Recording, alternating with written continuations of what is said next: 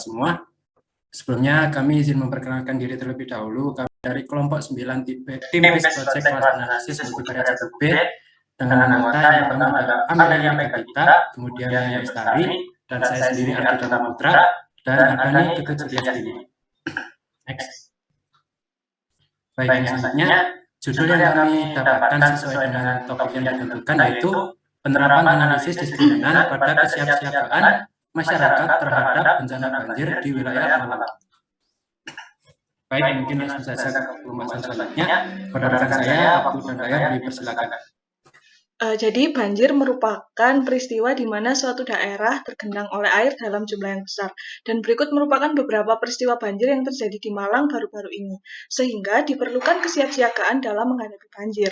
Ditambah lagi, menurut data, jumlah penduduk kota Malang terus bertambah setiap tahunnya. Hal tersebut tentu menyebabkan berkurangnya lahan hijau yang dapat meningkatkan resiko terjadinya banjir.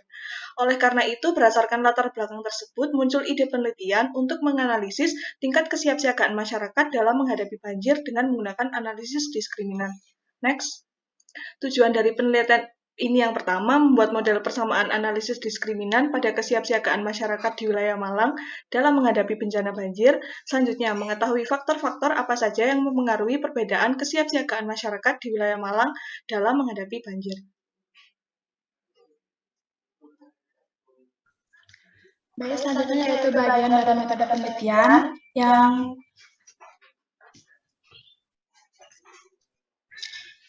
pertama untuk populasi. Di sini kami menggunakan populasi masyarakat yang sedang atau tinggal di wilayah Malang Raya dengan teknik penarikan sampel yaitu accidental sampling dengan didapat 95 sampel dari hasil kuesioner responden. Jadi data yang digunakan penelitian ini yaitu data primer dari hasil kuesioner responden.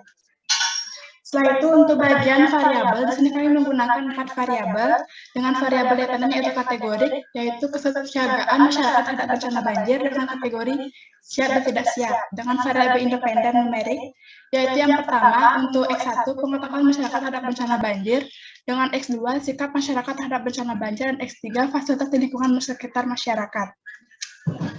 Juga data yang kami dapatkan, setelah itu langkah-langkah analisis diskriminan yang pertama yaitu mengumpulkan data pengamatan dengan melakukan penyebaran kuesioner penelitian. Yang kedua yaitu melakukan uji validitas dan reliabilitas. Yang ketiga melakukan uji asumsi dasar analisis diskriminan. Yang keempat melakukan uji kesamaan rata-rata tiap kelompok. Yang kelima menentukan fungsi diskriminan, lalu menentukan nilai pemisah untuk mengetahui sampel data mana yang masuk ke kelompok 1 atau kelompok 2. Selanjutnya itu melakukan uji ketepatan klasifikasi dari fungsi diskriminan dan terakhir melakukan interpretasi terhadap fungsi diskriminan. Selanjutnya kita masuk pada bab hasil dan pembahasan. Next. Yang pertama ada uji validitas dan reliabilitas. Dari perhitungan uji validitas memiliki hasil bahwa item dari setiap variabelnya memiliki nilai R hitung lebih besar dibandingkan nilai R tabel. Untuk nilai R tabelnya sendiri itu adalah 0,2017 sehingga dapat disimpulkan bahwa tiap-tiap item dari alat ukur yang digunakan sudah memenuhi validitas. Dari data hasil uji reliabilitas di bagian kanan dapat dilihat pada tabel bahwa untuk semua variabel memiliki nilai Cronbach's alpha lebih besar dari 0,6, sehingga dapat disimpulkan bahwa masing-masing variabel dari alat ukur yang digunakan sudah reliabel. Next. Selanjutnya adalah rata-rata variabel. Dari tabel grup statistik dapat kita lihat bahwa rata-rata tiap variabel terdapat perbedaan yang cukup signifikan pada variabel sikap dan variabel fasilitas, karena kedua variabel memiliki perbedaan nilai rata-rata yang cukup besar. Sedangkan pada variabel pengetahuan terdapat perbedaan, namun tidak terlalu signifikan dalam membedakan antara dua kelompok kategori masyarakat tidak siap siaga dan siap siaga bencana banjir. Selanjutnya ada uji asumsi normal multivariat. Pada grafik tersebut dapat kita lihat bahwa berdasarkan plot jarak Mahalanobis dengan Q kuadrat lebih dari 50% membentuk plot yang menyerupai garis lurus, sehingga dapat kita simpulkan bahwa variabel prediktor berdistribusi normal multivariat. Dan selanjutnya untuk asumsi kesamaan matriks varian kovarian didapatkan berdasarkan uji box M nilai signifikan sebesar 0,263 lebih besar dari alfa 0,05 sehingga memenuhi asumsi kesamaan matriks varian kovarian. Next. Untuk uji signifikansi variabel terlihat bahwa berdasarkan Wix Lambda dari ketiga variabel yaitu pengetahuan, sikap, dan fasilitas, semuanya itu memenuhi atau signifikan atau kurang dari 0,5 sehingga terdapat perbedaan antara masyarakat yang siap banjir dengan yang tidak. Next. Baik, yang selanjutnya dapat kita ketahui tadi bahwa dari ketiga variabel tersebut mempunyai nilai signifikasi yang kurang dari 0,5. Namun yang masuk ke dalam analisis diskriminan itu hanya terdapat satu variabel, yaitu variabel fasilitas. Hal tersebut dikarenakan nilai signifikasi pada tabel struktur matriks yang paling kuat adalah dari variabel fasilitas. Yang variabel tersebut di mana dalam membentuk fungsi diskriminan itu yang paling kuat. Next. Yang selanjutnya, nilai pemisah berdasarkan function at group centroid. Berdasarkan informasi tabel tersebut diketahui nilai centroid untuk kelompok masyarakat dengan kategori kesiapan tidak siap adalah sebesar C0 yaitu min 1,809. Sedangkan untuk centroid kelompok masyarakat kategori siap adalah sebesar C1 yaitu 0,756. Dan dapat kita ketahui berdasarkan rumus tersebut N1 merupakan banyaknya sampel untuk kelompok masyarakat dengan kategori kesiapan tidak siap. Sedangkan untuk N2 merupakan kelompok masyarakat dengan kategori kesiapan siap. Dan didapatkan nilai pemisah sebesar 0. Maka aturan untuk pengelompokan atau pendiskriminasian sebagai berikut. Jika nilai diskriminan lebih besar dari nilai pemisah, maka masuk ke dalam kelompok masyarakat dengan kategori kesiapan siap. Sedangkan jika nilai diskriminan lebih kecil dari nilai pemisah, maka masuk ke dalam kelompok kesiapan tidak siap. Next. Yang selanjutnya adalah persamaan analisis.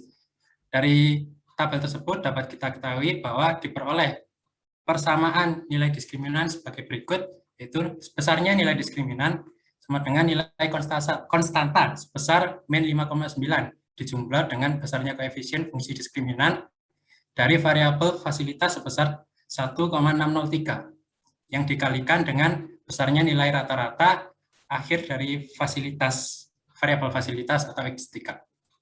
Next. Yang selanjutnya, ketepatan model. Dari informasi tabel tersebut, diprediksi ketepatan model dari yang model terbentuk adalah sebesar 89,5%. Hal ini berarti persamaan diskriminan yang dihasilkan cukup layak untuk digunakan dalam memprediksi seseorang apakah masuk ke dalam kelompok masyarakat kategori kesiapan tidak siap ataupun dengan kategori siap. Berdasarkan dari informasi nilai rata-rata akhir dari variabel fasilitas. Namun tentunya masih terdapat faktor-faktor lain yang dapat mempengaruhi kesiapsiagaan seseorang terhadap bencana banjir. Next. Nah, selanjutnya nilai korelasi kanonikal. Berdasarkan dari informasi tabel tersebut didapatkan nilai korelasi kanonikal sebesar 0,763. Dan besarnya kuadrat dari nilai korelasi kanonikal tersebut adalah 0,5822. Hal tersebut menyatakan kemampuan persamaan diskriminan yang melibatkan variabel bebas fasilitas dalam menjelaskan varians variabel tak bebas sebesar 58,22% dan sisanya sebesar 41,78% dijelaskan oleh faktor yang lainnya. Kemudian yang selanjutnya kita masuk ke simulasi model. Dari data atau sampel yang didapatkan dari sampel A diketahui nilai variabel fasilitas sebesar 3,375. Pada sampel B diketahui nilai variabel fasilitas sebesar 3,875. Sedangkan pada sampel C diketahui sebesar 1,75. Dan pada sampel A kita masukkan ke dalam model yang terbentuk tadi didapatkan nilai diskriminan sebesar min 0,489875. Yang berarti nilai diskriminan dari sampel A ternyata masih kurang dari nilai pemisah, yaitu kurang dari 0, sehingga sampel A masuk ke kategori kesiapan tidak siap. Kemudian untuk sampel B didapatkan nilai diskriminan sebesar 0,311625, yang berarti nilai diskriminan dari sampel B ternyata lebih besar dari 0, sehingga masuk kesiapan kategori masyarakat yang siap bencana. Kemudian untuk sampel C, karena nilai diskriminannya kurang dari 0, maka dapat disimpulkan bahwa sampel C juga masuk ke dalam kategori tidak siap karena kurang dari atau lebih kecil dari nilai pemisah. Next. Baik, untuk kesimpulan yang kami dapatkan yaitu model diskriminan dalam pengelompokan kesiapsiagaan masyarakat Malang pada kategori siap atau tidak siap dalam menghadapi bencana banjir adalah sebesar D, nilai diskriminan sama dengan min 5,9 dijumlah dengan atau ditambah dengan 1,603 dikalikan dengan variabel fasilitas. Dengan akurasi model yang terbentuk adalah sebesar 89,5%. Kemudian variabel yang signifikan kuat membentuk fungsi diskriminan dan signifikan mempengaruhi perbedaan kesiapsiagaan masyarakat Malang pada kategori siap dan tidak siap adalah pada variabel fasilitas. Baik, mungkin cukup sekian yang dapat kami sampaikan dari kelompok 9. Sebelumnya mohon maaf kami apabila dari kami terdapat kesalahan kata maupun penjelasan.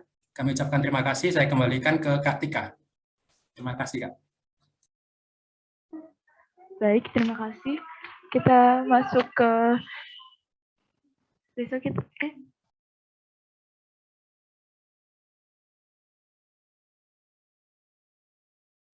Baik. Baik, kita masuk ke sesi tanya jawab.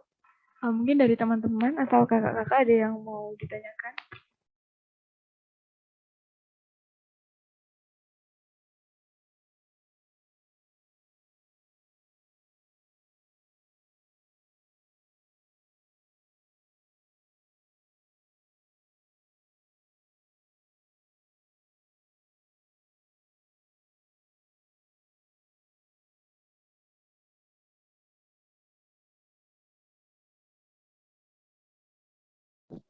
Aku izin tanya, Kartika. Iya, silakan, Kak. Ya, untuk kelompok ini untuk menentukan model terbaiknya itu menggunakan akurasi. Apakah ada metode lain yang bisa digunakan untuk melihat metode model terbaik itu yang mana? Terima kasih.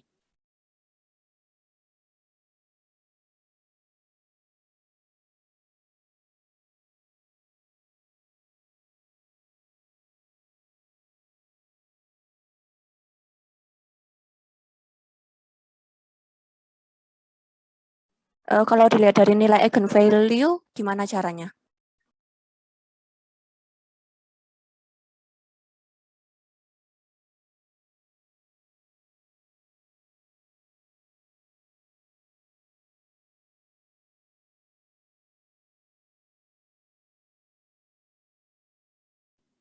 Untuk dikatakan baik, nilai eigenvalue itu ada di rentang apa sampai berapa gitu?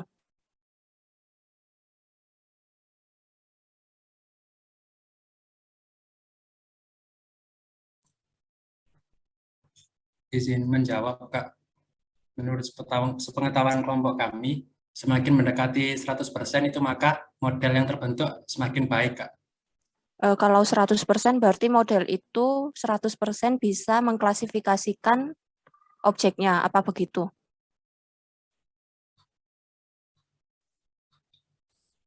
Kalau izin menjawab kembali, Kak, kalau berdasarkan output dari yang lain atau kesimpulan yang lain tadi itu ternyata masih terdapat kira-kira masih terdapat faktor-faktor lain yang dapat menjelaskan dari model tersebut, Kak. Jadi kita tidak bisa berpatokan pada penjelasan dari eigenvalue saja. Mungkin itu yang dapat kami jelaskan tadi, Kak. Ya, izin menambahkan ya. Setahuku itu untuk melihat model terbaik itu bisa menggunakan akurasi, sensitivitas, spesifisitas, terus ada lagi namanya F1 score begitu. Untuk diskriminan itu juga bisa menggunakan hit ratio. Mungkin bisa dicoba karena itu bisa apabila sudah ditemukan matriks konfusinya itu bakal bisa menemukan semua itu. Jadi mungkin bisa ditambahkan untuk melihat model terbaiknya. Terima kasih ya. Baik, terima kasih kembali Kak Eva. Baik, terima kasih. Apakah ada lagi yang mau ditanyakan atau saran pada kelompok 9?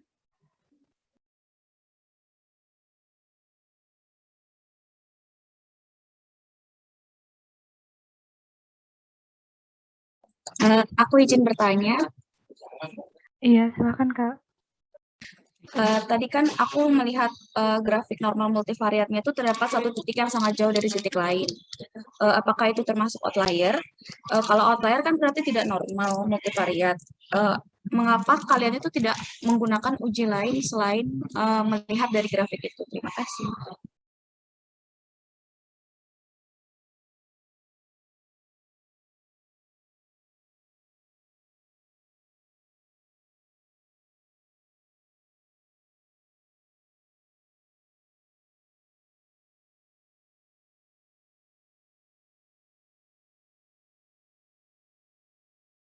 izin menjawab, Kak.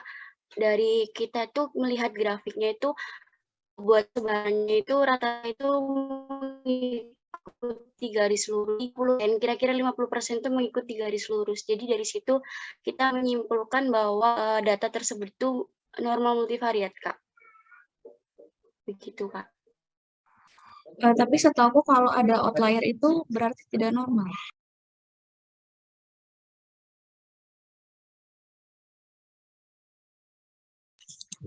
Mungkin nanti bisa ditambahkan uji lain ya untuk normal multivariatnya. Baik, Kak. Terima kasih. Izin menambahkan, kalau misalkan data kalian ini tidak normal atau tidak memenuhi asumsi normalitas dan homogenitas, apa yang kalian lakukan ya?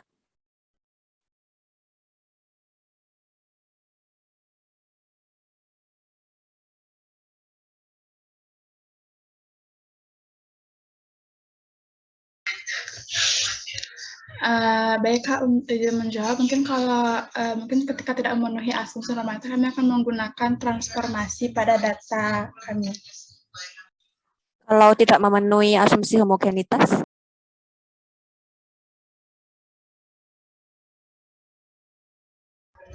Menggunakan kuadratik Kak untuk yang tidak memenuhi asumsi homogenitas.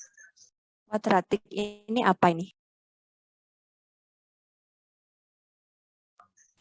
Maksudnya diskriminan kuadratik Kak. Ya.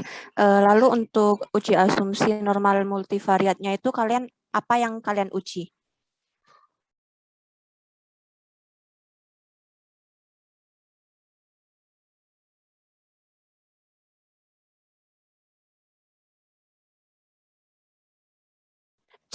Jadi Y-nya nggak ikut.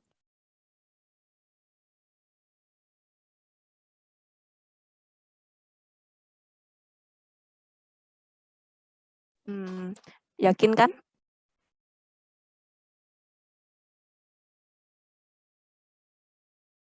Ya benar. Terima kasih.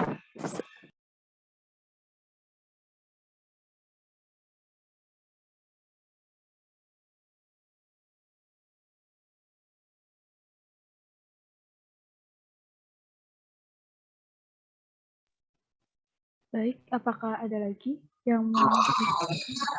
Aku mau nanya untuk kelompok sebelumnya, boleh nggak? Boleh Kak, silakan. Untuk kelompok sebelumnya itu aku menanya apa perbedaan antara analisis diskriminan dengan analisis regresi logistik. Itu kan sama-sama mengklasifikasikan dan sama-sama variabel Y-nya itu harus kategorik. Terima kasih.